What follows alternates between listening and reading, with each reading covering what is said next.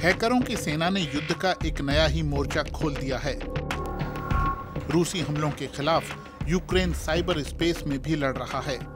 देश के उप प्रधानमंत्री और डिजिटल ट्रांसफॉर्मेशन मंत्री मिखाइलो फेदोरोव के आह्वान पर देश के 2.5 लाख से ज्यादा वॉलंटियर आईटी सेना में भर्ती हो गए हैं।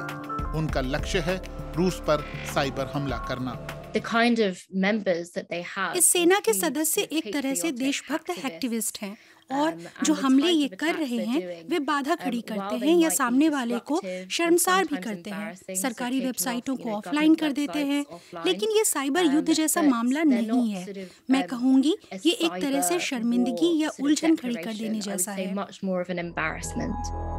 यूक्रेन की लड़ाई प्रमुख रूप से पारंपरिक हथियारों से ही लड़ी जा रही है। शहरों पर बम गिराए जाते हैं और घर तबाह हो रहे हैं। लोग भागने को विवश हैं। लेकिन इन स्पष्ट हमलों से आगे वो हमले भी हैं जो ऑनलाइन जारी हैं, दोनों पक्षों की ओर से। एक साइबर हमला होने पर इसका असर पानी, भोजन, बिजली, स्वास्थ्य की उपलब्धता पर भी पड़ता है और अभी हमारा सामना इसी चीज से है कि खतरा बढ़ रहा है। लेकिन हैकरों ने यूक्रेन पर रूसी टैंकों से पहले ही हमला बोल दिया।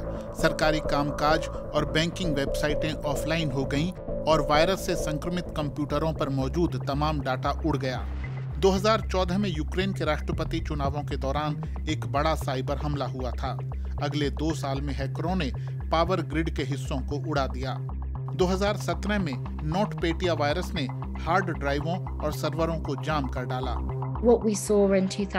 2017 में नोटपेटिया वायरस का हमला एक बड़े स्तर का हमला था। दुनिया भर में कई उद्योगों पर असर पड़ा था। दुनिया के जहाजरानी उद्योग पर, खासकर मायर्स्क पर।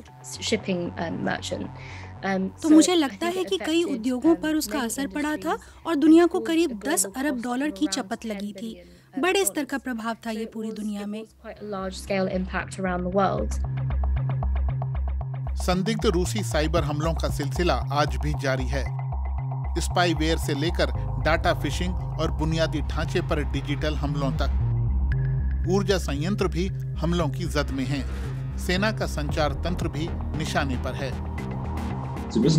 अब हर टैंक, हर विमान अपने आप में एक दक्ष कंप्यूटर है। वो एक नेटवर्क से जुड़ा है। ये उपकरण अकेले ही बड़े पैमाने की साइबर टेक्नोलॉजी से लैस होते हैं। यूक्रेन रूसी हमलों के खिलाफ सोशल मीडिया का भी इस्तेमाल कर रहा है। मिखाइलो फेदोरोव मुस्तैदी से शांति के ट्वीट करते आ रहे हैं। यूक्रेन में इंटरनेट सेवा को निर्बाध बनाए रखने के लिए उन्होंने इलॉन मस्क से इंटरलिंक यूजर टर्मिनल्स की मदद मांगी, जो उन्होंने की भी। फेदोरोव ने रूस के बहिष्कार का आह्वान भी कंपनियों से किया। कई कंपनियां रूस से हाथ खींच चुकी हैं। डिजिटल मंत्री मिस्टर फेदोरोव ट्विटर पर खासे सक्रिय रहे हैं और वो बड़ी कंपनियों के आला अधिकारियों पर रूसी कारोबार के बहिष्कार का दबाव बनाते रहे हैं।